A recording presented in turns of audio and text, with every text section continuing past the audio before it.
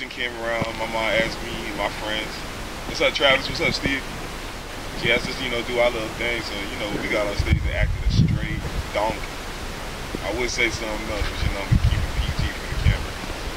So we were some young guys, elementary school, probably middle school, like 6th grade. We went up there and we was doing dirty. The females was loving us. One day ago, I brought Raw Dog and Old Money up here to Palm Bay, Melbourne area for the Mother's Day event that the BIM Association puts on every year. They tore it down. Dedicate some dance for the ladies, performed a couple of tracks. So I'm always down to support what my mom does and the whole Barbados movement that's going on. Rihanna, Rupi, they put us on the map, so now we've got to take it to a whole nother level. You already know. So I'll definitely, keep contributing and doing what I got to do for all these Barbados events and Barbadian events, because my kids, of course, are going to be half Bayesian. So they got to know our heritage, they got to know the past. And, I live by a strong creed, a strong rule. Born American, raised Bayesian. My kids will do the same thing. Thank you for your time. How did I get involved in these Caribbean products and productions? Well, I was born on the island of Barbados, but grew up in New York. I was always interested in the culture and different aspects of Caribbean life. So when some friends of ours got together, we decided to form an association, and this was in Plattsburgh, New York, that I primarily got involved in this, and we started doing Caribbean shows. Actually started doing productions in Plattsburgh, New York in 1991, 1992, when we did shows that we themed Caribbean Explosion, and those were done in February at the beginning of Black History Week. When you attended our shows, you would have thought we were somewhere in the Caribbean. We did Trinidad type carnival scenes, and then we did plays, one-act plays, and we had people doing dancing and singing calypso, soca type music.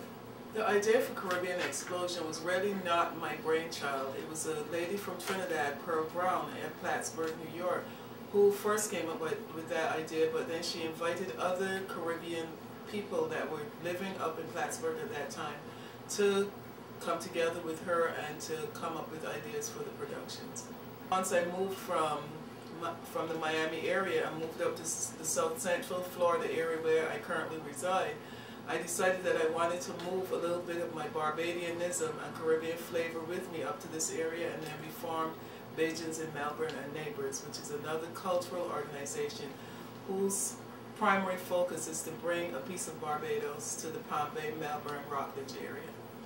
2 events with a Barbadian Caribbean type flavor. We do a Mother's Day event every year where we try to bring in an entertainer or a speaker from Barbados.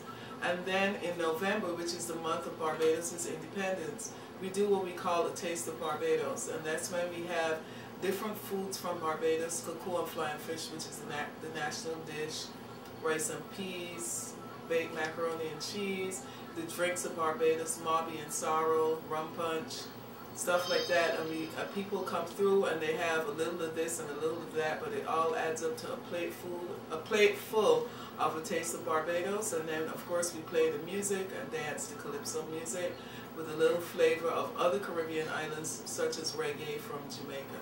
But the whole purpose of the event in November is to celebrate Barbados' independence, and this year is the 45th anniversary, and to have people in this area who do not know about Barbados and the different foods and drinks of the island to taste and flavor Barbados. One of the major festivals in Barbados, if not the major festival in Barbados, is Crop Over. And Crop Over Festival originally came about, it was the end of the sugarcane season, the harvest season for sugarcane, and it's now evolved into a whole, oh man, it's longer than a month-long party where there's different, what we call calypso tents, where our entertainers that sing soca, calypso, they come together and they have these big parties and they come up with their new music, and then they go on to the last event is of the crop over season is Kaduma, which is, for those of you who don't know about crop over, it can be equated to, but for me as a Barbadian, I think it's bigger and better than Carnival in Trinidad. But it's a big street party where people wear colorful costumes and dance in the street. Hundreds and thousands of people dance in the street, and the whole Kaduma Day ends up at what we in Barbados call the Deepwater Harbor, which is close to where the cruise ships come in, and it's like a big street fair with booths of food and artifacts and different things from Barbados.